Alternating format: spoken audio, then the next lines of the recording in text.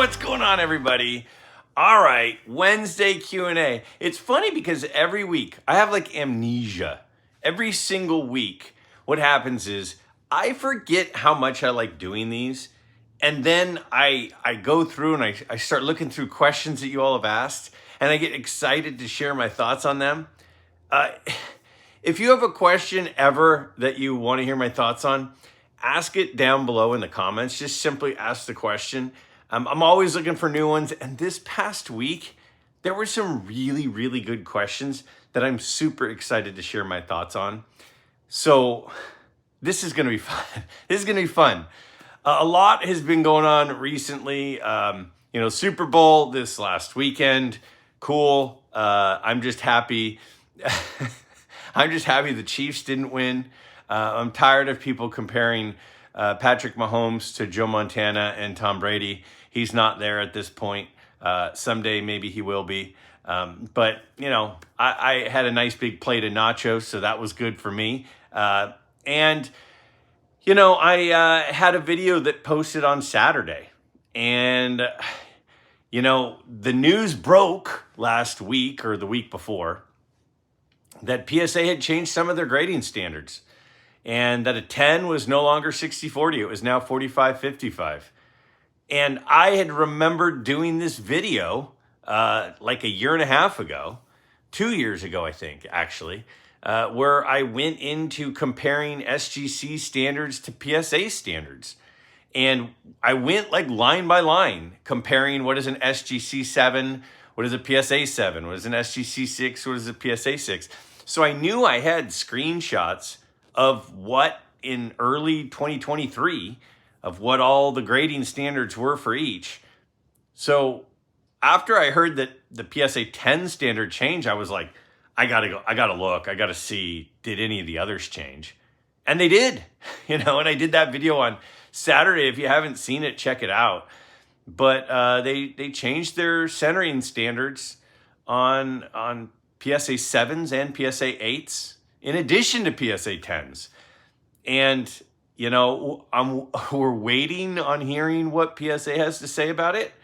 I'll be interested to hear what they have to say, or if they just ignore it and hope it goes away. I don't think we should let this just go away. I think this is a really, really big deal. And I think that people need to continue to hold them accountable, because I think it's a big deal. And there's more. I have a feeling I'm going to come out and say about this because there's more to the story. There is what PSA has said in the past and what it sounds like they're saying now. And those two things don't line up. More to come on that. Anyways, also on Sunday. Sunday is our deadline to submit your favorite pickup from January to be included in the Midlife Community Show and Tell. So this coming Sunday, make sure you submit it. Down below in the description of this video, I will post a link to a Google document, and that Google document will ask a few questions and give you the opportunity to upload an image of your favorite pickup. Before we get to the first question, I wanted to throw out a couple of thank yous. First, my buddy Erky, who lives on the Central Coast. I hope I'm saying that right. ERKKI. Love that name, by the way. Not that far from San Luis Obispo, where my guy Ozzie Smith went to college at Cal Poly, just like myself. I was just talking on Monday's video. We had this whole video about, collecting players beyond just the superstars. And a lot of the times it's because we have a connection to them. And it might be a connection like the player. It might be a connection like you remember a highlight of them from your childhood. Or the connection might be you went to the same college. And Ozzie Smith and I both went to Cal Poly in San Luis Obispo. And there is currently a statue of Ozzie Smith in front of the stadium. Very cool. Thank you, Erky. And then my guy Eric sent me an awesome care package with a ton of really nice Roger Clemens cards. And it's interesting because I just recently reorganized a bunch of my Clemens cards into a new display, like a new binder thing that my buddy Shane at Shoebox Legends turned me on to. And I'll probably have to show that soon. So these are some awesome Clemens cards. And then he also sent me some Tiger Woods cards. Look, it's Tiger Woods rookie. I love golf. I love golf cards. I've mentioned before, I live on a golf course. I live on the 15th tee box, a par 3. And so I'll sit out there in the summertime and watch people hit tee shots. And a couple of times there's been a hole-in-one where people are getting pretty excited out there.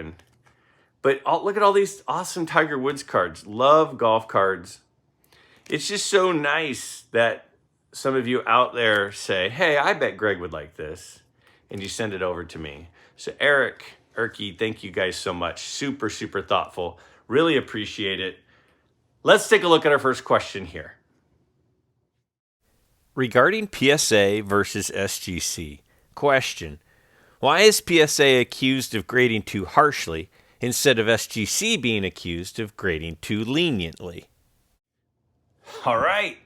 So I recently did that video with my buddy Adam, who submitted took a bunch of PSA slabs, cracked them, sent them into SGC, got them back.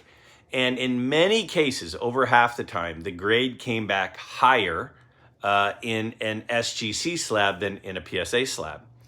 And a lot of the blowback from that is people were saying, oh my gosh, PSA is grading ridiculously right now. They're grading too hard.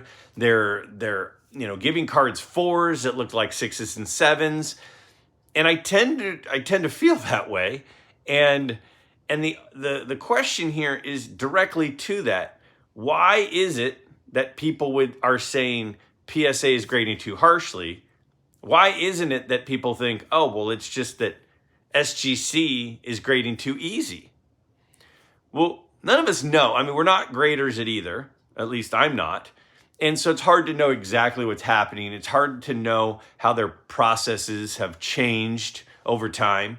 So we don't really know for sure what's going on behind closed doors. And that's part of the problem. Part of the problem is we're giving them all this power. We're putting all this trust in them. But we don't really know what their process is. And to their defense, they'd probably say, well, we can't tell you exactly what we're doing because that's proprietary. You know, Coke does not take you into the Coke factory and give you the ingredients. So we can't give you our ingredients. I understand that to a certain extent. I think the answer of why do people think it's PSA is grading too harsh instead of SGC is grading too easy is because a lot of us that have been in the hobby for a long time, a 6 had certain characteristics. It had a certain look. You could look at it. A long-time collector could look at it and go, that's a 6. And now a person who's been doing this a long time would look at it and go, this is a 6, and then it comes back a 4. So what changed? Now, with SGC, it doesn't seem like that has happened. What it seems like has happened is if I took an old SGC label, one of the old green labels, and I compared it to the standards today, and I looked at that card and covered it up, most of the time, SGC's grades kind of still hold true. Now, has SGC gotten a little harsher? I think they've probably gotten a little harsher because they are now able to use new technologies that we didn't have then. You know, different video, different enlargement, different scanning devices that weren't available, 30 years ago are available now. And so it's definitely possible that it maybe has gotten a little harsher.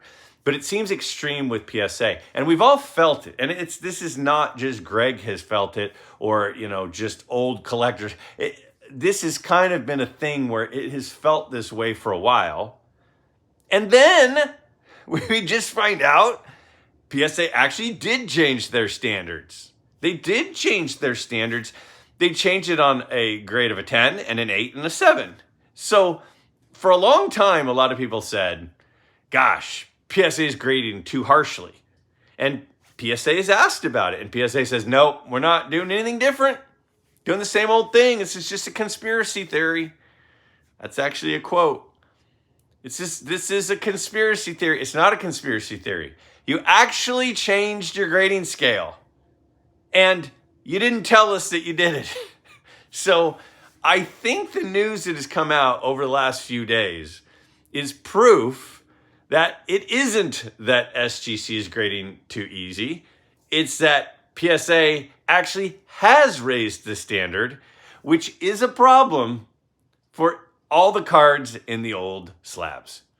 Now, I said this before, I'll say it again.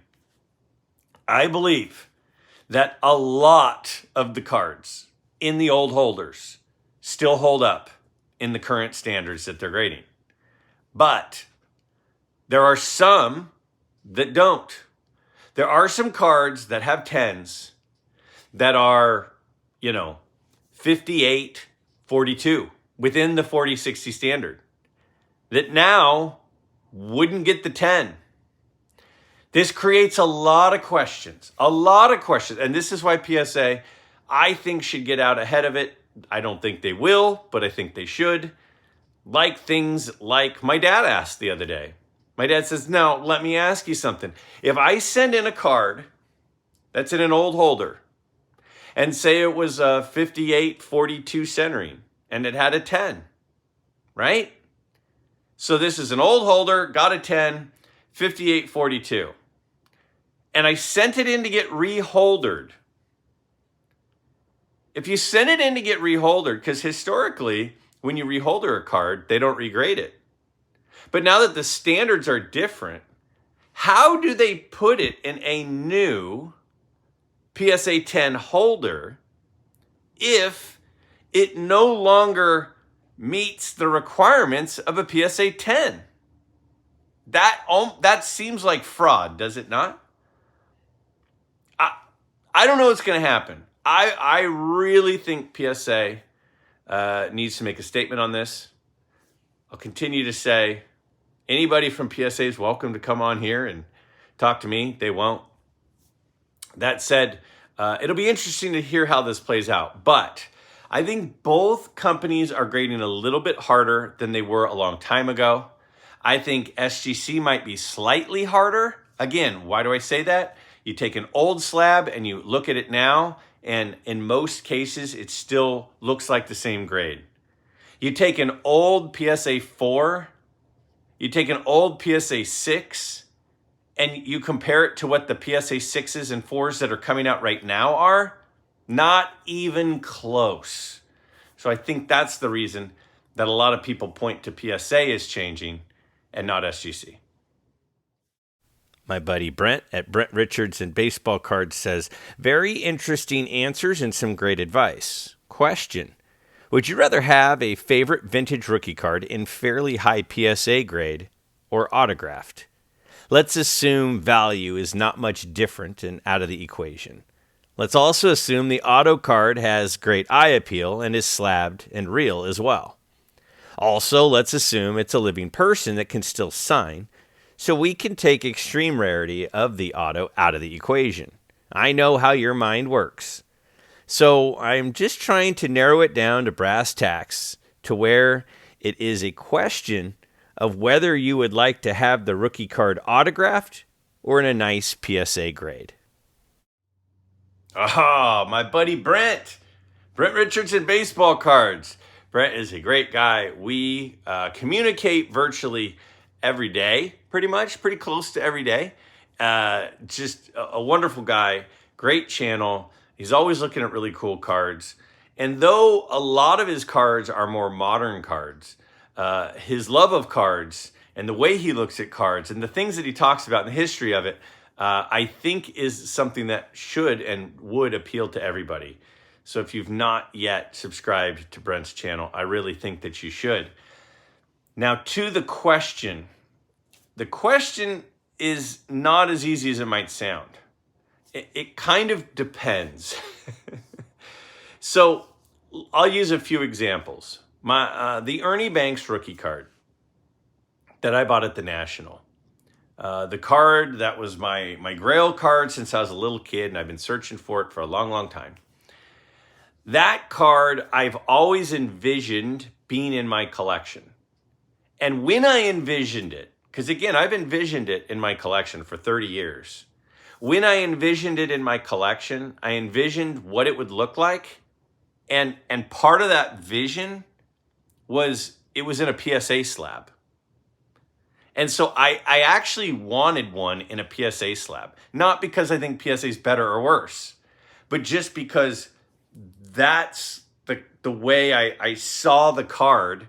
Sort of like when you think of, your future house or your future wife or your future job, you kind of have an idea of what it looks like. And then you kind of hope that it kind of checks the boxes that you were expecting. I kind of wanted one in a PSA slab since I was a little kid. So I wanted it to be in a PSA slab. And I never envisioned that card being autographed. The beauty of that card does not need an autograph. The autograph, I think, would almost be a little bit detrimental to me. Now, I love the card autographed too, but it's just not the one that I envisioned. So for that particular card, I would rather have the one that I have than an autographed copy. Some cards are such a dime a dozen, like a Cal Ripken rookie card, or a Ricky Henderson, or a Wade Boggs, or a Ryan Sandberg, or a Darryl Strawberry, or some of those cards from my childhood, right? And Eddie Murray and Ozzie Smith. Some of these cards, there's just so many of them out there that it kind of, for some people, it might take away some of the specialness, because I could go to my local card show this weekend and see 15 Ricky Henderson rookie cards. But how many of those are going to be autographed? So when there's something that is very common, right? Sometimes it's cool to have something that makes it less common. And I think that's one of the reasons people chase 10s, is because the card's not scarce. So they chase the grade scarcity. Even if a 9 looks like a 10 or an 8 looks like a 10, the 10 is rarer. And so people are attracted to that because there aren't a lot of it, even though there's a lot of the card. So I think that some cards that are very, very common, I think they are a little bit more special when they have the autograph. I grew up going to card shows where you didn't get cards autographed. I mean, the one card I got autographed in person as a kid was Willie McCovey. It was at a mall card show in the Bay Area of California. And I showed up. I didn't know he was signing for free. And we were there, and I said, oh man, I want to get his autograph. It's free. And that was back when they did autographs like that for free. And so we went through the show. I remember going through the show looking for something to get autographed, and I ended up finding a card for $1. And I got the card autographed because I needed something to get him to sign on. And by the way, Willie McCovey was like the largest person I feel like he seemed so large. He was just like massive. And I remember being this little kid and reaching out my little hand. I was probably 11 or 12. And I remember shaking his hand, and I remember his hands were massive. The only person in my life that I shook hands with, who has larger hands than Willie McCovey, is Jerry Rice. I've shaken Jerry Rice's hands a couple of times. I played behind him in a round of golf one time, and I shook his hands there as an adult. But yeah, I mean, so I come from this era where that's not what you did. I remember being at a card show in Fairfield, California, at the Jerrytown Mall. It was this little outdoor kind of like shopping center, and they had an outdoor card show, open air card show. I remember walking up to a table, looking in the case, seeing an Ozzie Smith rookie card and seeing it autographed and going, oh my gosh, I can't believe they ruined that Ozzie Smith rookie card by getting it autographed. Why would they do that? It left an impression on me. So I come from that era. That said, now in this era where there are so many cards, right? I mean, let's be honest. A 1958 Whitey Ford is not a rare card. You can find that card very easily. I could go on eBay right now and find quite a few of them. So I'm not saying that it needs to be autographed to be special. I'm not saying that, because that, in fact, I think is a beautiful card. But what I am saying is it creates an additional amount of rarity being autographed. And sometimes when you're looking at value, if that's something you care about, then you go, well, if there are thousands of this card out there, tens of thousands of this card out there, one way to make it more rare is that it's autographed.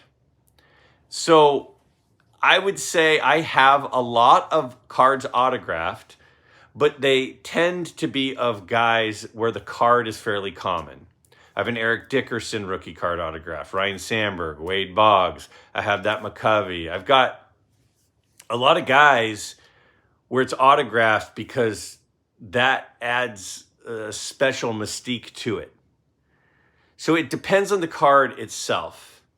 If I'm being honest with you, if I'm looking at a 33 Gaudy Babe Ruth, I mean, it would be very special to be autographed.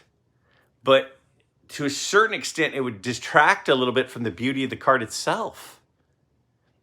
So would I want one autographed? Yes. Would I want one not autographed? Yes. I almost look at them as different things.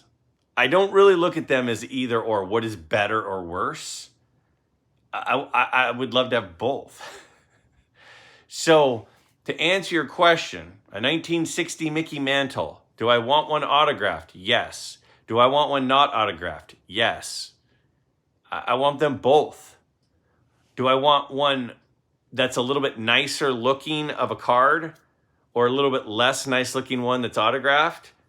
I think both are very special. And I don't think you can even compare them. It's like saying, would you rather go out to dinner or would you rather go on a vacation? I want to do both things. I want to go out to dinner and I want to go on vacation. Well, which one do you want to do more? They're both awesome. So honestly, I don't think I could pick. But I do think on an extremely common card, 89 Upper Deck, Ken Griffey Jr., there's just thousands and thousands of them. It is a little bit cooler when it has its autograph, but it's still very, very cool even when it's not. This next one says, "Hi Greg, first time commenting on YouTube. I appreciate you and your channel so much. Question for you for next week. What advice do you have for folks who haven't had a lot of experience with in-person card shows and aren't terribly savvy at wheeling and dealing with dealers one-on-one? Are there aspects when you interact with a dealer that you would consider a red flag for someone you wouldn't want to start getting into negotiations with? As someone with a flavor of social anxiety, the thought of haggling and trying to do the dance, so to speak, makes me want to crawl under a rock. But your card show videos look like so much fun, and I'd love to be able to work up the nerve to go to more myself. Happy collecting." All right. Well, first off, thank you for being having your first comment on YouTube being on this channel. And I'm glad that you did. I know this sounds ridiculous, and a lot of my friends give me crap about this, and they say, you're not shy. I'm painfully shy. And I am painfully introverted.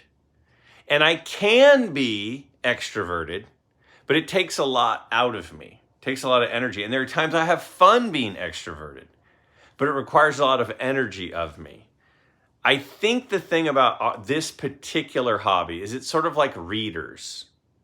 You know, you can find your little sanctuary and you can do it alone. You can be a reader and you don't have to be an extrovert. You can be a card collector and you can be introverted. There are some things it's hard to be an introvert and be really into, like dancing or theater, right? Theater and dancing, if you're introverted, that's really tough. But the personality types of an introvert are kind of perfect for cards. You can sort them at home, you can study at them at home, you can look at them at home, you can organize and reorganize them without needing other people. But I do think that it is more fun when you share it with others. Now, I haven't even started to answer your question, and I know that, but I do feel like you're not alone being in cards and being introverted. A lot of people are that way. So how do I recommend interacting with dealers? Now, the first thing I would say is I would watch some YouTube channels that do negotiations on live, that do not live, but on video. One that I talk about a lot is Card Collector 2. Some people like Card Collector 2, some people don't.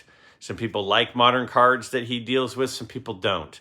But Card Collector 2, the reason I like watching his episodes where he's at card shows is I like watching him negotiate. I like seeing his tactics, and I've learned things that he does. One of the things, if you watch that you'll see that Ryan does from Card Collector 2 is he tries really hard to get the dealer to move first on their price. So he'll say like, hey, do you have any room on that? Yeah, I have a little bit of room. Okay, well, what's a little bit? And then the dealer says, well, what are you thinking? And then he'll say, Ryan will say things like, well, I can't be the buyer and the seller. So like, what's your best? He doesn't want to give a number first. And the reason he doesn't want to give a number first is because he's hoping the dealer will come down to a number below what he was going to ask. So whenever you're doing any sort of negotiation, one of the first things you want to do is you want them to come out with their number first, because there is that chance that they will offer a number below what you would have asked. So say you have a card and you're thinking $80 and you say, hey, you have $90 on this card. What's your best? They might say 75. They might say, oh, yeah, I can't really see myself doing much better than 90. Then you go, okay, well, I would be willing to pay 80. And what they've done is they've gotten you to move first. The goal is always get them to move first. Now, it is a dance, and to me, that's part of the fun. It is part of the fun. But I also respect when I say to a dealer, hey, what's your best? If they say, my best is 85, I don't then come back and say, will you take 75? Because they just said what their best was. When I ask for a best price, I then want to respect that they just gave me their best. So if the dealer says something like, I say, hey, what's your best? And they go 85, go, oh, okay. That's a little more than I would have been able to pay, but I appreciate that. Thank you. And then they might come down and go, why? What were you thinking? Well, now that you've asked, I was thinking 80. And they might do it. That happens sometimes. So my advice is always ask them, hey, whenever you see a card that you like, hey, on this Tiger Woods card, I'm interested. Do you have any room? They might say, no, I really don't. Or they might say, yeah. Try to get them to say a number first. So you're asking me for tactics. I'm telling you the tactics that I would go with. The other thing I would do is I would do my research first. So if you're going to look up the comps on this card, you should look up the comp price first. You should know what you think it should be going for, because then you're ready to kind of go, well, if they say, well, the best I could do is 85, or they say, I could do 85, but I'm open to offers. Then you say, well, online I see that it's comping at 75 to 80. So because if you could do 75, then I would do that, because that's what the comps are. Like, you could do something like that. But my main thing I would suggest is try to get them to negotiate against themselves. That would be a suggestion. Another suggestion I would make is, if you ask for their best, I really suggest you should respect that is truly their best. And it is uncomfortable, but the more you do it, the easier it gets. And most people with cards, they're pretty good people. So most of the time they're not going to be kind of rude or anything. They're there to sell. That's why they paid money, took time, came and set up, is because they want to sell stuff. But the more you do it, the easier it'll be. And watch some of the channels that actually do it, see what they do, and then kind of take their moves and their techniques and try them out yourself. Andrew asks, Greg, if you could know what your future looked like in 5 years or even 10 years from now, would you want to? The good and the bad? What if a psychic were able to show you what your card collection would look like too? All right. This is a good question. First, again, buddy, sorry about the dog. I lost my dog over a year ago, my good buddy Mandy. And it's been literally about 13 months, and I still have a hard time with it. So hang in there. When it comes to your question about would I want to know my future, I'm a very impatient person. I want to know what's going to happen now. I submit my cards to PSA, and I want the grades right now. I don't want to save up for the card. I want to have enough money to go buy it right now. I want to just be, I sometimes I think I wish my life away too much. I want to get to the next thing so badly that I forget at times to enjoy right now. I am very guilty of that, and I know I am, and I fight that all the time. The thing about your question, and let's just use cards as an example, and I'm going to answer your question through cards. If I could fast forward 30 years and have my finished collection, or have my collection that I would have in 30 years and have it right now, I wouldn't want that. I wouldn't want to have my collection 30 years from now right now, because the best part is the process of picking it up. The best part of having a collection is building the collection. It's like when I was a younger guy, I wanted to have a family. I wanted to get married. I wanted to have a family. And right now, I'm married and I have a family. I have a 19-year-old and I have a 17-year-old. And I've been married for over 20 years. I'll tell you this. If you would have said to 10-year-old Greg, hey, you want to have a family someday, you want to have children, you want to be married, do you want to be 45 right now? Absolutely not, because then I would have missed out on all of those memories that took place between those years. Between the years of 10 and 45, having my kids, finding out my wife was pregnant, meeting my wife, going to my wedding, asking her to marry me, all of those things that we experience, holding my daughters for the first time, seeing them walk for the first time, hearing them talk to me and learning words and seeing all of their successes. That's the best part. So yes, I wanted to be a dad, and yes, I wanted to have kids, but I wanted to experience that. Just like, yes, I want to have the collection that I think that I'll have in 30 years.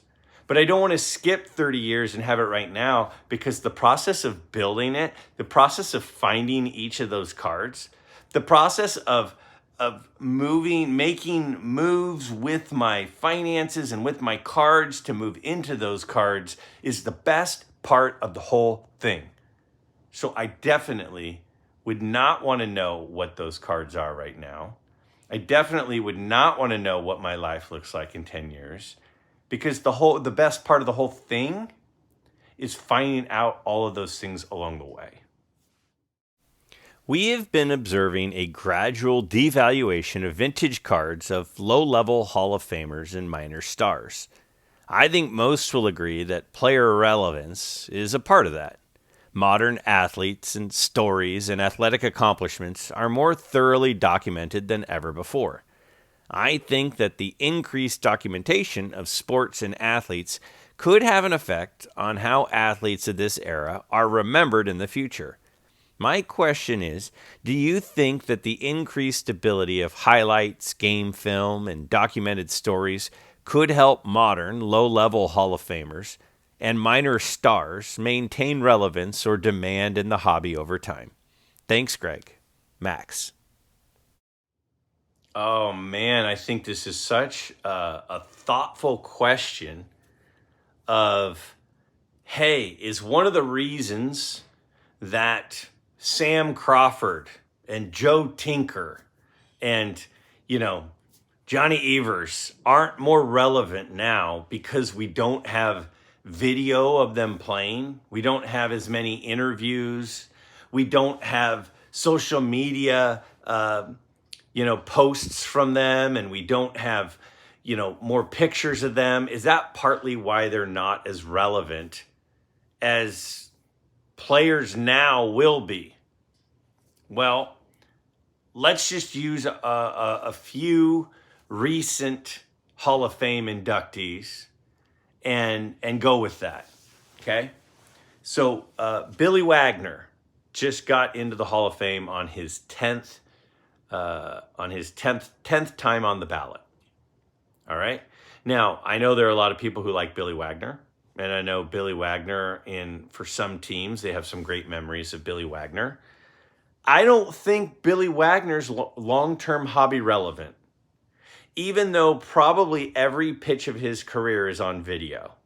You could probably have somebody go out and make a compilation of every single pitch he ever threw. And we could see it. Every interview he ever did, we could watch it. But I don't think Billy Wagner is going to be long-term hobby relevant.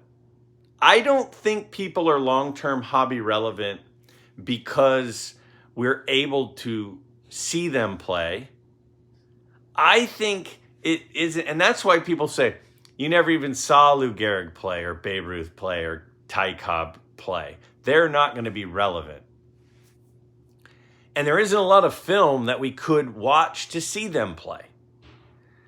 But the reason that they will stay hobby relevant is because they were societally important. They were societally important. Jackie Robinson is in the history books, not just the baseball history books, the history books. Babe Ruth, same thing. Lou Gehrig, same thing. Joe DiMaggio and Mickey Mantle and Ty Cobb.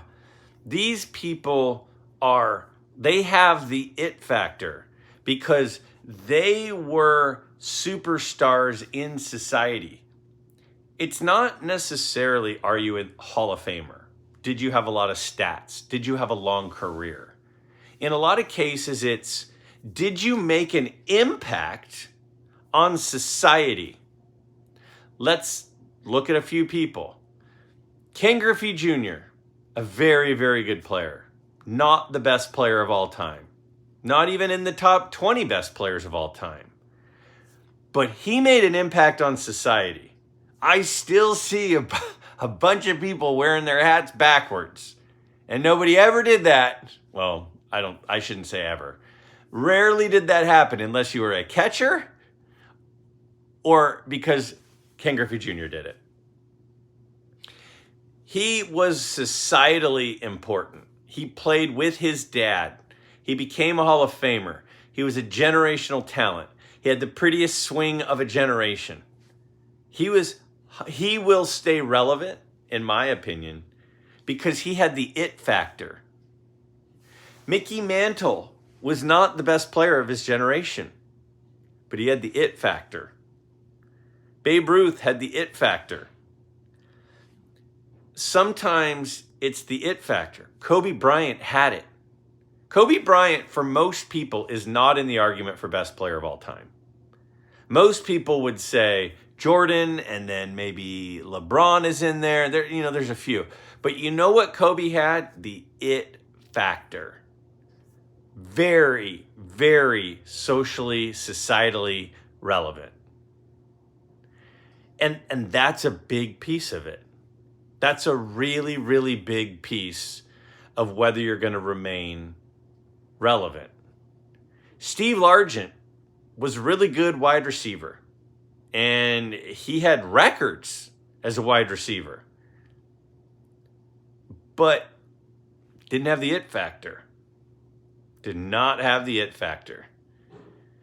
Johnny Unitas had the it factor, but Steve Largent didn't. Jerry Rice, he had it. He had it. I don't think it's just about being good. I think it's about having charisma and being, you transcend not just your sport, but society. Those are the people who will be long-term hobby relevant. It's not because we can see them play. It's because they had the it factor. That's just my take. Tell me if I'm wrong. Tell me what the reason is. I'm always interested in hearing all of your responses. If you have a question for an upcoming episode, ask it down below in the comments. I love doing this on Wednesdays. Keep those questions coming. I look forward to the next ones.